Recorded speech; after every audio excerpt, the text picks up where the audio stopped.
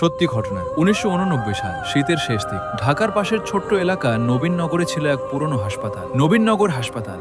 লোকজন বলতো হাসপাতালটা দিনে যতটা শান্ত, রাতে ততটাই ভয়ঙ্কর। রাত ১২টার পর নাকি ৩ তলার করিডোরে কারো কান্নার শব্দ শোনা যেত। কিন্তু অদ্ভুত ব্যাপার হলো, ওই ৩ তলা বহু বছর আগেই বন্ধ করে দেওয়া হয়েছিল। সেই সময় নতুন এক নার্স যোগ দিল। তার নাম ছিল শিউলি। প্রথম দিনেই এক বৃদ্ধ দারোয়ান তাকে সাবধান করে বলল, রাতে যদি ৩০৭ নম্বর কেবিন থেকে বেল বাজে, কখনো দরজা খুলবেন না। শিউলি হেসে উড়িয়ে দিল। সে ভাবল পুরনো লোকদের কুসংস্কার। সেই রাতেই ডিউটি ছিল তার। রাত ঠিক একটা ১৭ মিনিটে টিং টিং টিং হাসপাতালের নীরবতা ভেঙে বেজে উঠল কলিং বেল। বোর্ডে দেখা গেল কেবিন ৩০৭। শিউলির বুক ধড়ফড় করতে লাগলো, কারণ হাসপাতালের রেকর্ড অনুযায়ী ৩০৭ নম্বর কেবিন বহু বছর ধরে বন্ধ। তবু সাহস করে সে ৩ তলায় উঠল।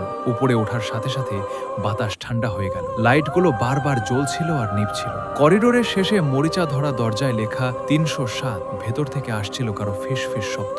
শিউলি দরজায় কান রাখতেই শুনল, আমাকে বাঁচাও। তার হাত কাঁপতে লাগলো। হঠাৎ দরজাটা নিজে থেকেই ধীরে ধীরে খুলে গেল। ভেতরে একটা পুরনো বেড, চারপাশে শুকনো রক্তের দাগ, আর বেডের উপর বসে আছে এক মেয়ে, সাদা রোগীর পোশাক, চুল মুখ ঢেকে রেখেছে। শিউলি কাঁপা গলায় বলল, কে আপনি?